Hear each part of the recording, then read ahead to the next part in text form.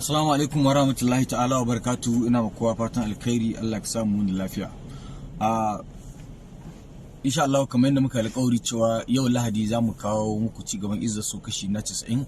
In Allah ya yau da karfe 8 na dare za mu kawo muku shi.